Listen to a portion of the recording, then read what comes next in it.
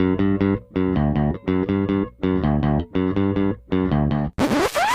there, this is Jay from Filmstrip dropping in to let you know you're about to hear a classic episode from our archives.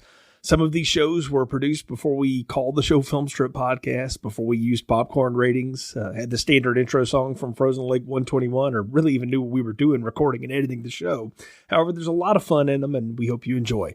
Just wanted to let you know in case you noticed the differences. Now, on to the show.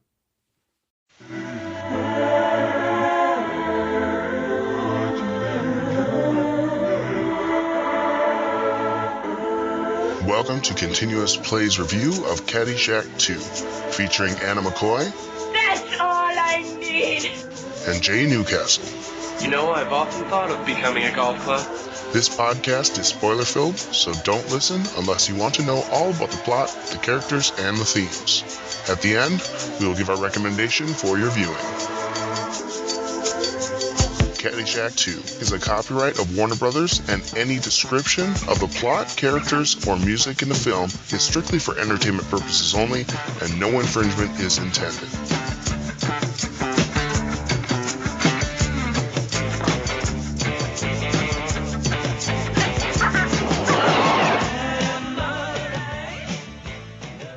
Welcome in, everybody, to Continuous Play's review of Caddyshack II, starring Jackie Mason, Randy Quaid, Dan Aykroyd, Chevy Chase, and Jessica Lundy. Directed by Alan Arkush. Written by Peter Torkavay. Released in 1998. The sequel to the... 1988. Released in 1988. The sequel to the cult classic Caddyshack. In the midst of the home video boom, we get this thing, and Anna, why don't we start with an overview, a plot overview, if you will, please. Okay. The plot's really simple.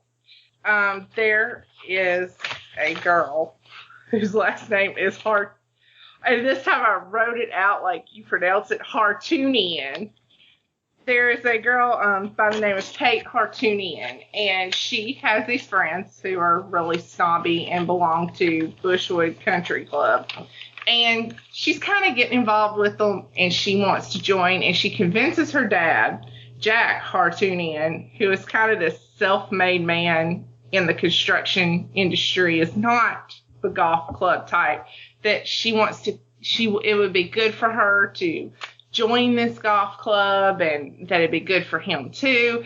And so he goes in, and he's this short dude with really bright red hair and really bad suits, even for 1988, to join Bushwood Country Club. And of course he clashes with the people, and he doesn't fit in, and hilarity is supposed to ensue, but it really doesn't. Isn't that what Rodney Dangerfield's character was in the last movie? Wasn't that his whole thing? He was a construction magnate. He'd made a lot of money, and he was really gaudy. I mean, yes, but okay. Yes, and if you know anything about it, they couldn't pay Rodney Dangerfield enough money to do this movie, and at the last minute, Jackie Mason signed on as Jack Hartunian. Now, we need to talk about the people in this for a second. For those that don't know, Jackie Mason is a comedian, really is best known for his... I don't know what you'd call it. He's a stand-up comedian. He makes a lot of jokes. He's of Jewish descent. He makes a lot of jokes from that point of view, and it kind of always plays that sort of curmudgeon character.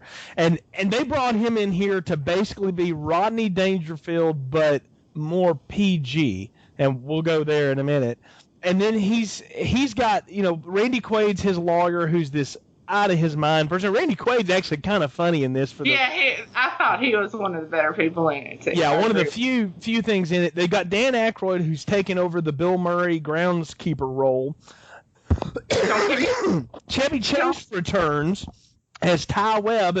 This time he's the club's majority owner. We can assume that's part of the bet that was maybe won in the first film. I don't know. It's been 8 years. I mean, we've got these characters, but we seem to just be going over the same boilerplate ground we've already done before. Yeah, it's the same thing, but with bad characters. It's kind of like the same plot, the same stuff with less heart, worse acting and worse character development. As if it could have been. Because the last one wasn't exactly Citizen Kane, but it worked for what it was. But let's talk about the themes here, Anna. We still have this sort of pardon me. We still have this theme of the nouveau riche versus the old guard. This time, though, we don't have anybody interesting like Ted Knight, who played Judge Snails in the last one. We get Robert Stack, whom and I realize he's a well-known actor. I didn't even put him in the cast list, sadly enough. He's a well-known actor. I know him from Unsolved Mysteries. Yeah, when he was on when I was a kid. So that's what I was gonna say. Is that what? And there's also a Family Guy. Something with Robert Stack. There's a Family Guy everything with everybody, kind of like South Park. Yeah. But I remember him from Unsolved Mysteries, and when I was watching this, I just kept hearing Unsolved Mysteries' voice. It's like there was no inflection. His voice never changed or anything. It was like any minute he was going to say, "Tonight on Unsolved Mysteries," and you hear the music and stuff. It's just like he was playing himself. Listen, I'm surprised they didn't do the little music cue in the background somewhere, just to be stupid, because everything else in this movie is hammy like that.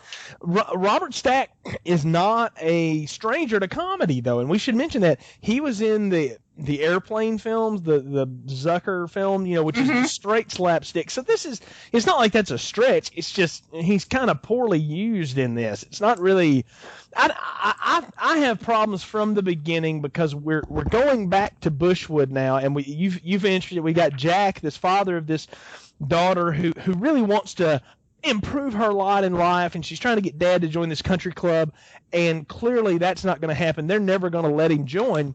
So his solution is he wants to buy the majority share that Ty Webb, Chevy Chase's character, owns in this film.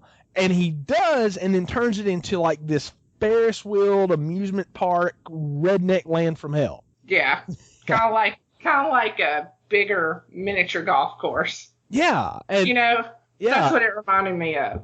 And I suppose the theme is that if you let the new rich in with the old rich, they'll make everything cheesy and they'll ruin it all.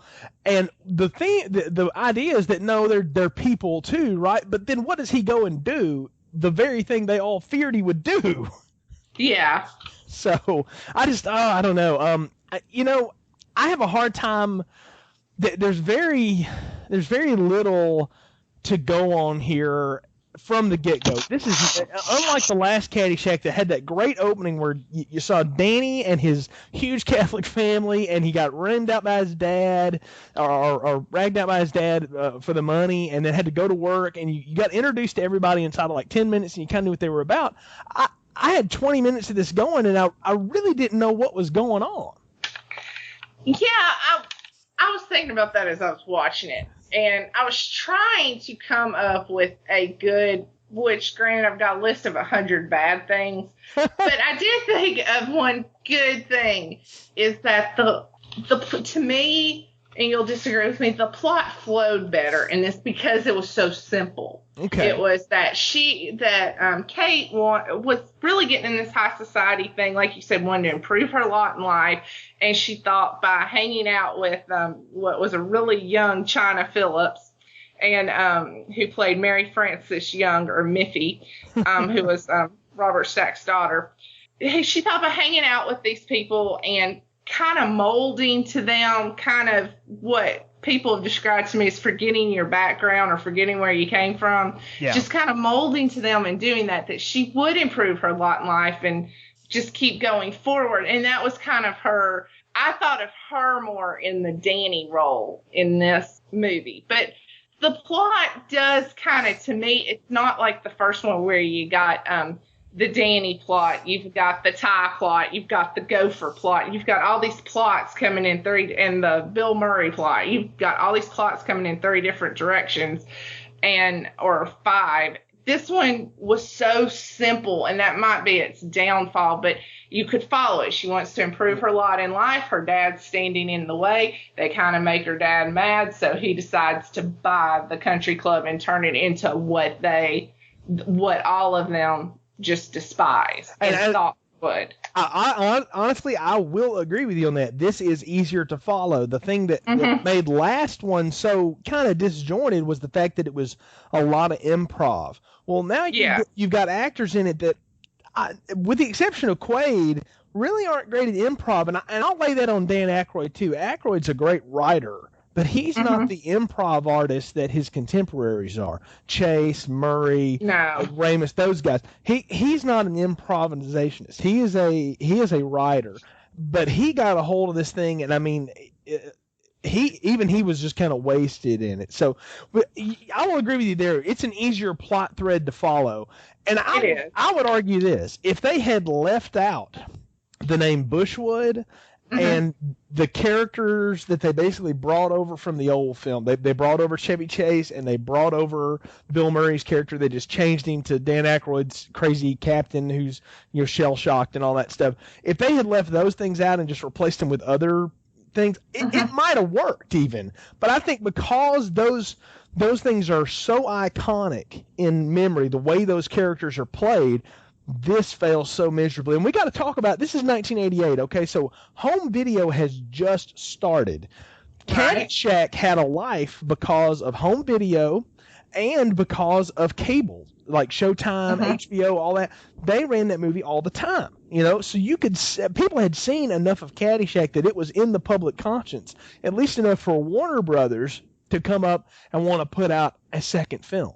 And like I said, it's the same thing with the Ghostbusters. They did this 8 years later. And maybe that's a good thing now. Studios do them so much quicker, like they try to turn them over within a year or two of the first one. And maybe that's a good thing because it's still in our conscious in the back of our minds, kind of. But can you imagine if they waited 8 years to put out like the next Spider-Man or the next?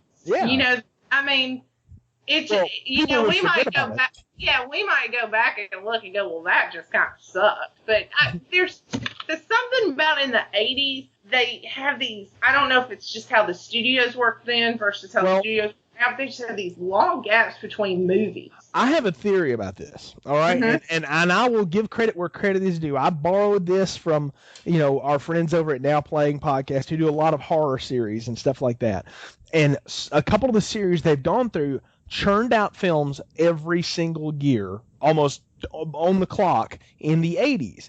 And in the 80s, the films that got turned around fast were the horror films, not the comedy films, and not the dramas, certainly, or anything like that. And there's always been this little backlash in Hollywood about the cash cow of horror movies, was that they put them out quick, they don't put a lot into them, and they get a ton of return in them, and they don't care about them. But if you're going to take a franchise and then build upon it, you want it to be somewhat respectable. Now, I will also enter this, and I don't know this.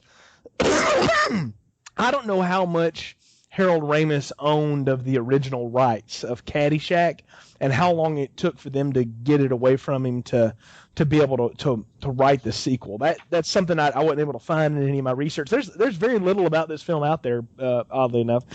So I don't know if that was part of it or if it had just been a while since they had done anything with it. But yeah, I'm with you. There's a long time between the first film and now the second one, and you'd almost think that that's too much time. And because of the times, again, there's home videos kind of limited at this point. There's some cable access, but the public conscience of Caddyshack is because of its scenes and phrases.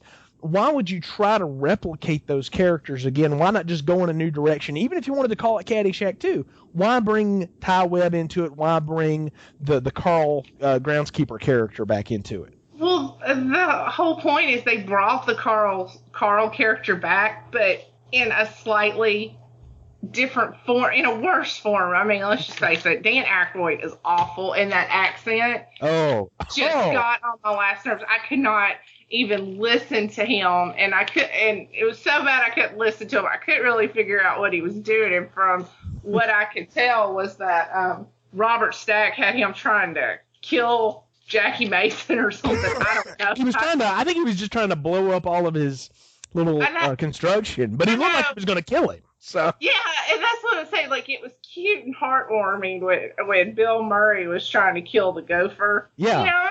little gopher. It's one step up from a rat, as Carrie Bradshaw would say. It's just a rat with a cuter outfit.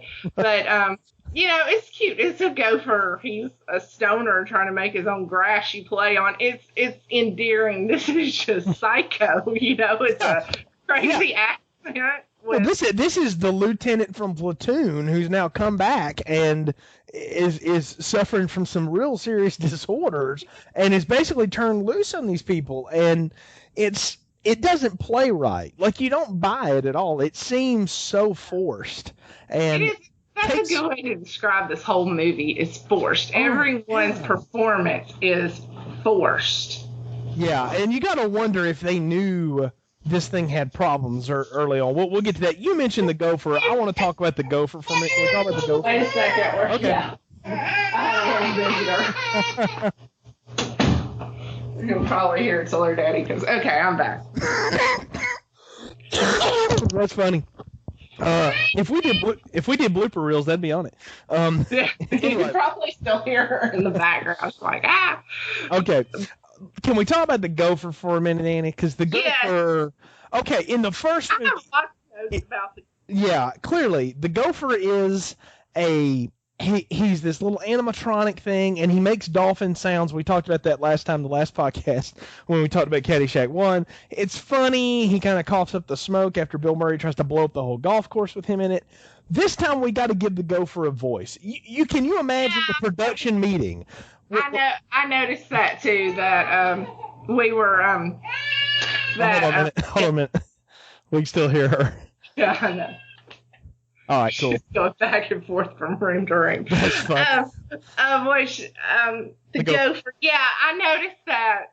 First off, they had no reason to give him so much screen time. Oh. When the movie's in trouble when you're giving a gopher so much screen time. Secondly, there was no reason to move him up from the dolphin sounds. The dolphin sounds were fine.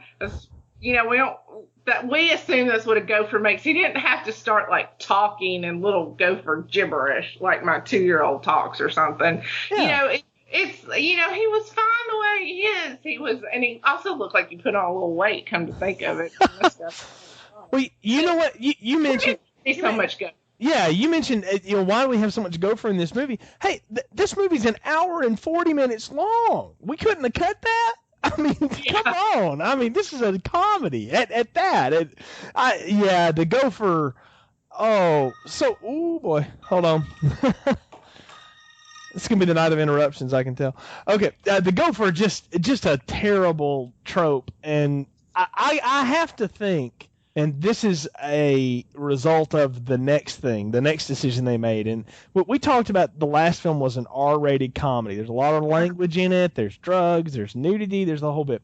Well, they not only dumb it down below the R in this one, which I'm okay with. I can work with that.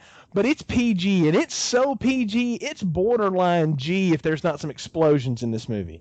The gopher feels to me like we have now crossed this line where we have to put something for the kids in there to get it. And I'm looking something up here, so I'm kind of dragging here. This was the same year that Roger Rabbit came out.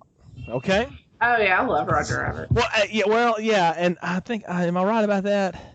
Yeah, it came out. Yeah. Okay. Disney geek over here. It came out in '88. Okay, so that's already out. Now they had to know that was in production. Okay, that there's this live action animation thing. So what do we got to have? We got to have a gopher, and we got to have a talking gopher because we got to compete with that. Okay, and yeah, Roger Rabbit was the second highest grossing film in America in 1988.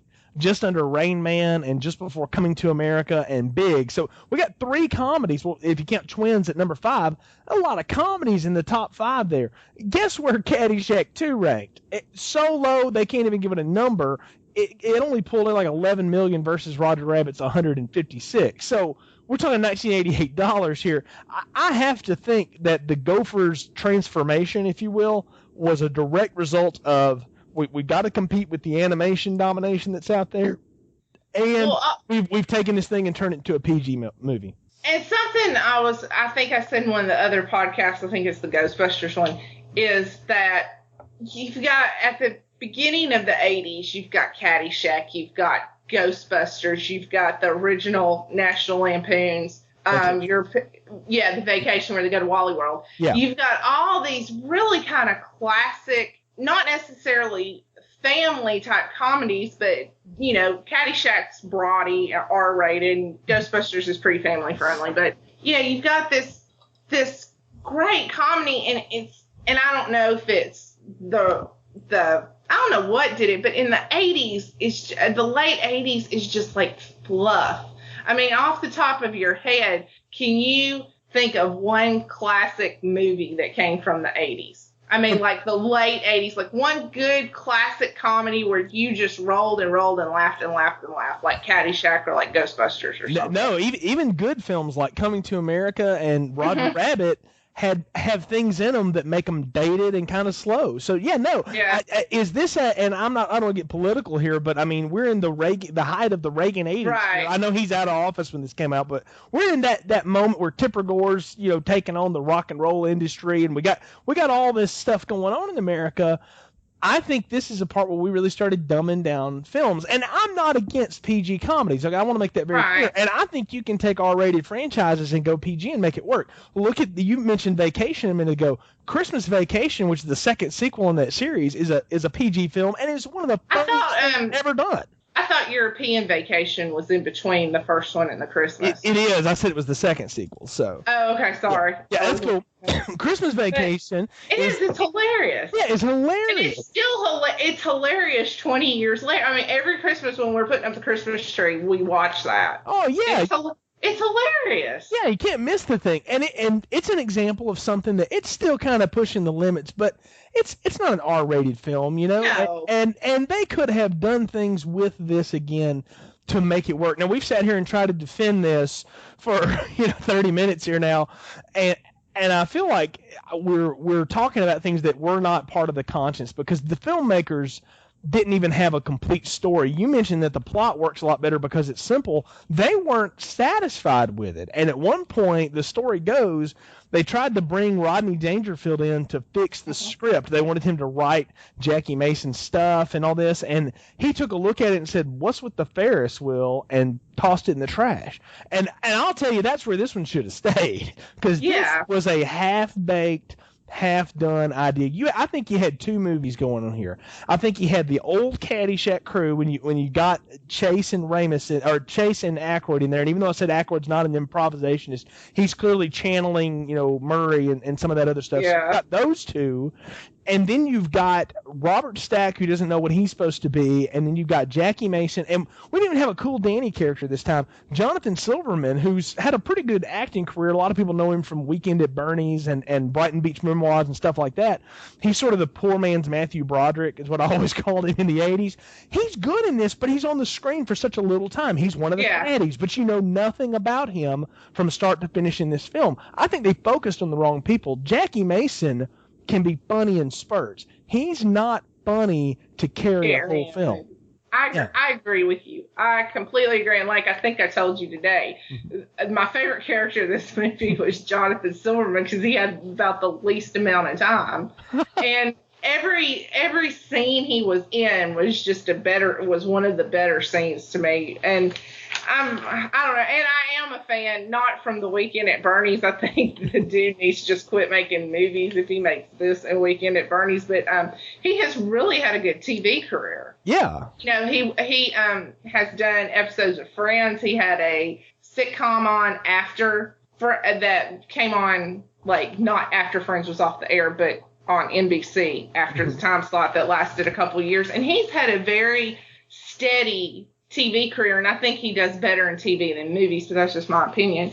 But I like Jonathan Silverman. I really do, and I think he was really good in this. But and even Jessica Lundy, who's also had a pretty good TV career, pretty steady. I liked her in it. She was good. They should have focused on that more, and they didn't. And it's just all the characters were just stiff, and you really didn't care about. There was no, like I said, heart or warmth. Like I told you, it was like Jackie Mason was doing a really bad Rodney Dangerfield impersonation the whole movie.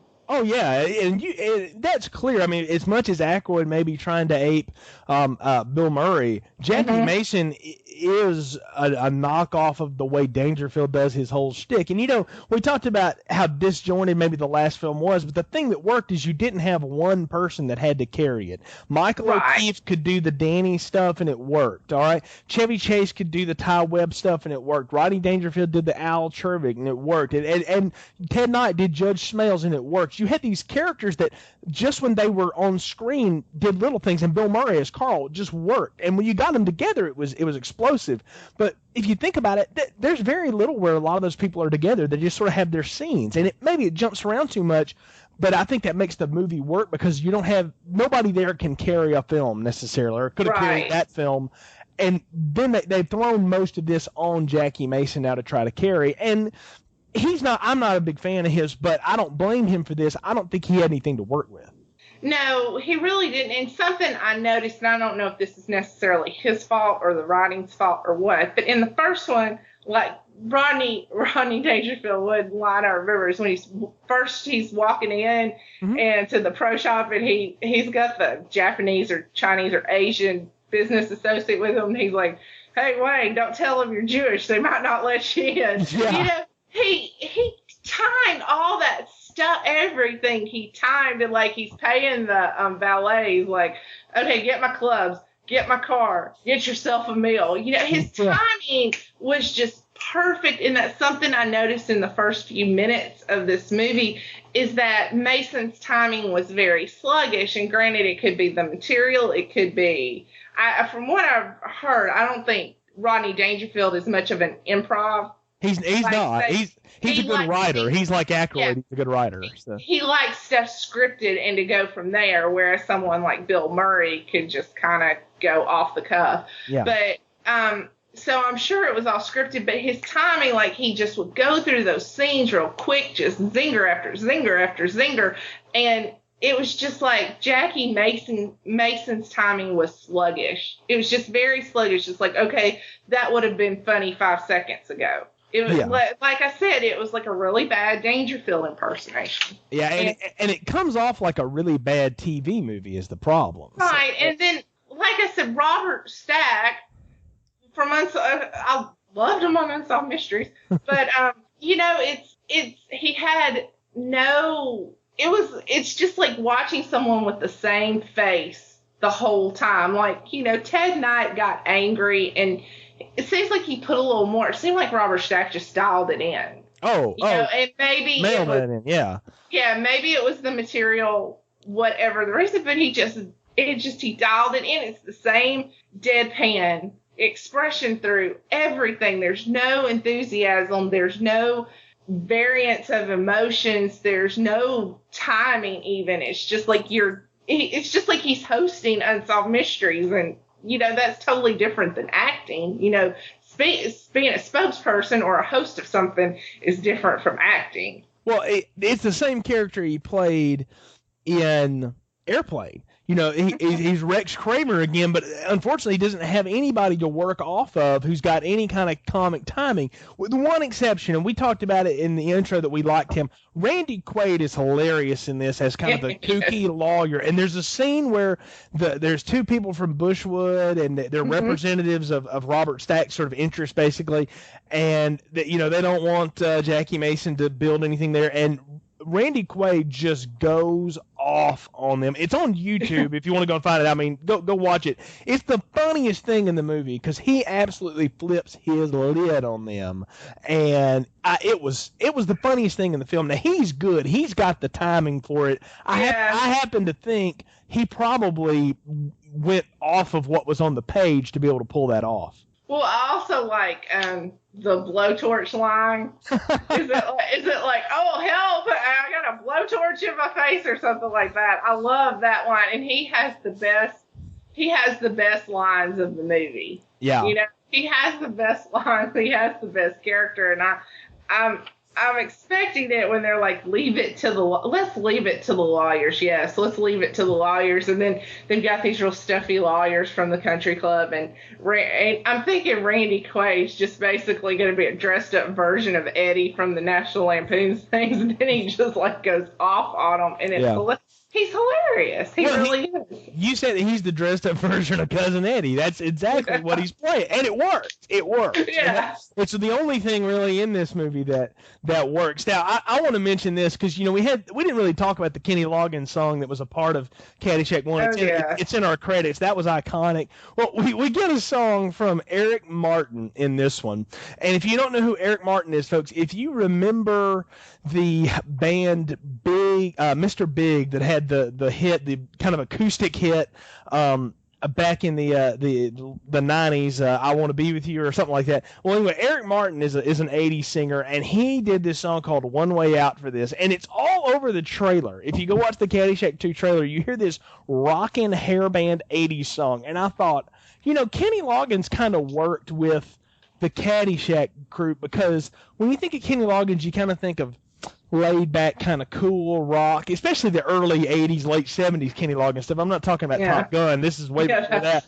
Yeah, that was way before that. But it kind of fit that whole motif of all these. It's just a bunch of guys, and you kind of. I think you could have put the Top Gun music in this, and it would have been better than what they did. It might have been, but it's so bad, and I'm like, man, this is so influenced by Warner Brothers, and they just jammed every product they had in this thing. Well, It messed it up. I was going to say, just messed it all up. I was going to say the very first note I have about this is music at the beginning, very synthesized 80s music. Oh, yeah. That's the very first note I have about this whole thing.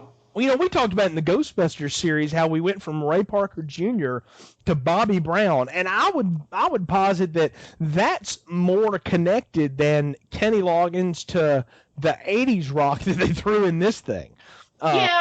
Well, I could see the connection in the Ghostbusters because in 1989, Bobby Brown was popular. We don't have the rap we have today, but I guess hip hop and stuff was becoming more mainstream and was becoming the trendy thing to do. And in 1984, the kind of gimmicky, not quite synthesized, but almost synthesized kind of stuff like Ray Parker Jr. did was hip. I think they were on. I think in their respective years they were on the same plane. You know what I mean? This is nowhere near. I know nothing about music, and I know that this is nowhere near. And the whole look of the thing too. The last film looks like it was shot in the 70s with that kind of technology. All right. Mm-hmm. But it still feels like a movie, and I don't know enough about camera apertures and film types and all that kind of stuff to tell it all apart. I'm just saying this thing looks like the worst of the Comedy Central movies that were ever put together. It looks cheap and looks bad, and I have no idea I think the budget was like $6 million on this. It made $11 million, so it made a profit. Whatever. It looks cheap. It looks bad, and it sounds bad, and for a movie that is this badly put together, they let it go on for a long time. It's an hour and 40 minutes. That's a long time. The last one was about the same length, but I never noticed it. I didn't pay attention to how long Caddyshack was. This one, I'm counting it down. I'm like, well, when can we get to a credit sequence? And if that gopher says one more word, And that's something else I said. Gopher in the dining room, really? Really? We shoehorn that gopher in every scene. I mean, it's almost like, I'll go back to the horror movie example again. Every 10 minutes we got to have a kill. Every 10 minutes we got to have the dang gopher. And it just keeps coming in. It's just ridiculous. When your gopher is the highlight of the movie, maybe, this movie doesn't need to be made. Maybe, it needs to stop. But, it had, like I said, I thought the plot was more concise. Like I said before, I thought the plot flowed a little better. You didn't have 5 different storylines coming at you. But the acting was bad. Like I said, the best acting was Jonathan Silverman. It's because he only had 3 or 4 scenes, Yeah. So it's too much gopher, too much animatronic, and the gopher didn't need to talk. We don't need to. or what Gopher's thinking. It also has the after-school special ending. Well, not even after-school special ending. It's got the Saturday morning cartoon ending because Kate, the daughter of Jackie Mason's character Jack, is so embarrassed by what he's done, of course. And, I mean, it's just a disaster. You know, Dan Aykroyd's character has basically blown up everything around him and has shot himself with a dart. You know, it's all this goofy stuff going on. And she's trying to comfort Miffy, which was a great character name, by the way. And Miffy says, you need to change your name to something more, waspy. Basically, drop the Toonian part of your name and just be Hart. And, of course, she's so offended by that she turns her back on the old rich and makes up with her dad, and all is well. And, I mean, I'm like, man, did we get some cereal commercials with this, too? Because, come on. I know, it was cheesy. Yeah. I mean, that's the only way to describe it. But I can do cheesy. The last ending was Caddyshack 1 ends on the cheesiest of cheese. Danny wins. That can't get any more cheesy. It just feels so. I keep using this word. It feels so forced, and like they got to a point and said, "Yeah, we got to get to an ending. Make up with your dad." Well, who I actually thought, I will go back and say this, is that who I actually thought on that scene, the very last scene, she calls her, she is the mother, Cynthia Young. Yeah. And I thought that was about the only time I really laughed, is she says something to her mom, and she goes, she's like, "Oh, shut up, you spoiled little rich bitch," or something. And I mean, to say that, like, her daughter's like, "Oh my God, what are we going to do? We don't have the country club." She's like, "Oh," and the mother's like covered in dirt and something. She's like, "Oh, would you just shut up, you spoiled little rich bitch." And I thought that was one of the funniest lines. And I think, and looking back, I think she would have been a better character as a foil than Robert Stack, because she actually put some kind of emotion in her, the woman who played her. Yeah, Dina Merrill. Who's actually a pretty good actress and isn't bad. Yeah, she was okay in this. Again, I don't think there was anything for her to work with, and she has a couple of good lines.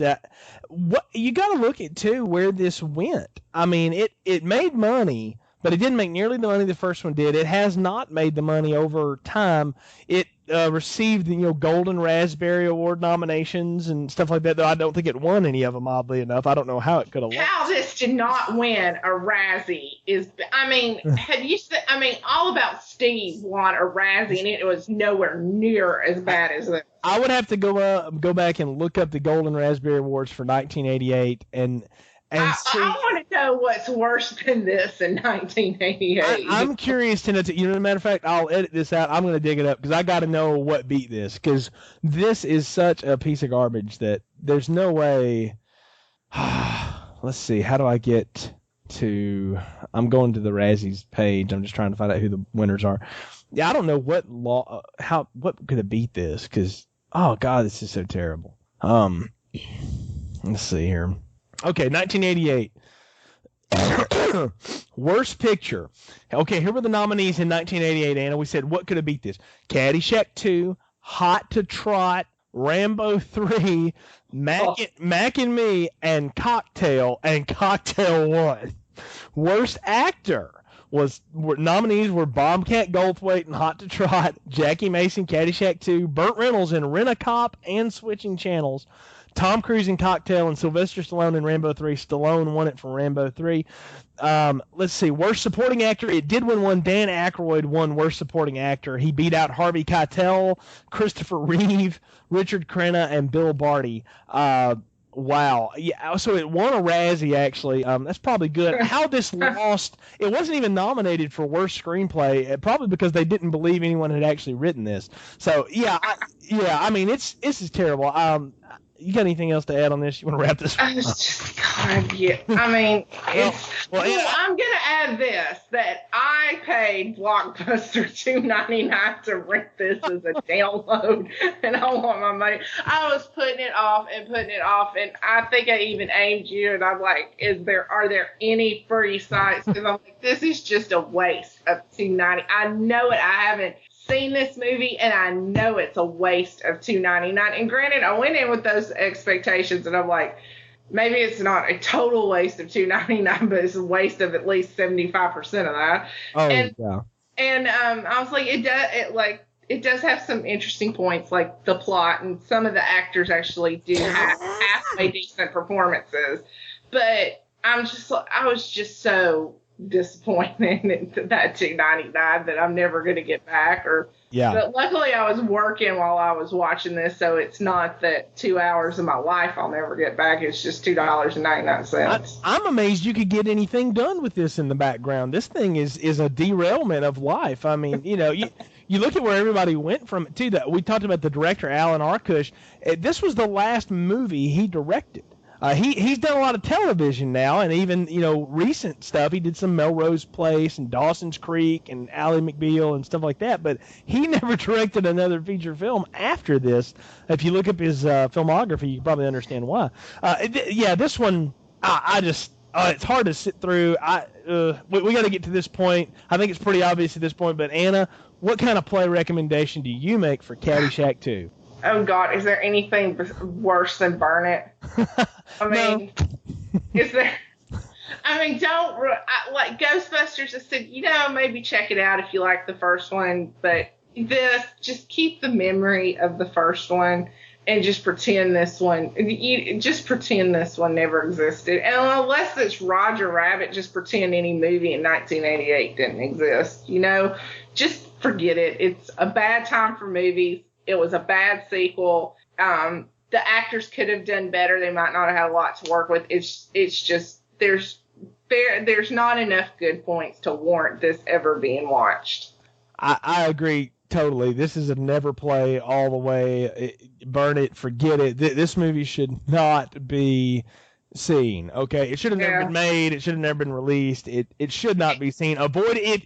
And I'll tell you this: you'd have to hunt it to get it. Okay, so it's hard. I tried. I tried to find. And it's not on TV either, so you probably won't see it. But if anyone ever tries to tell you, hey, let's watch both Caddyshack films, say, no, let's watch the first one, and then let's not on the second one. Let's plant a tree or do something productive with our lives. Because this thing is a complete waste. Never play, forget it. Even if it's free on like Encore or AM, which I do not know why this would ever be on American Movie Classics because there's nothing classic about it. But if it's ever on free TV for whatever reason, don't watch it. That's just 2 hours of your life you're never going to get back. Absolutely. This is a bad movie and needs to be avoided. But hey, don't avoid us just because we picked a bad one. We've had some fun with these 4 podcasts, and we certainly appreciate you downloading us. You can go to continuousplaypodcast.com, check out our other series, and also get tips on what we're going to be doing in the future. Got a lot of cool stuff planned for the rest of the year. For Anna, I'm Jay. Hey, thanks for tuning in, and we'll see you on Continuous Play. Thank you for joining Continuous Play's review of Caddyshack 2. Caddyshack 2 is a copyright of Warner Brothers, and any description of the plot, characters, or music in the film is strictly for entertainment purposes only, and no infringement is intended. Please follow us on our website, www.continuousplaypodcast.com, and leave us a comment there or on iTunes.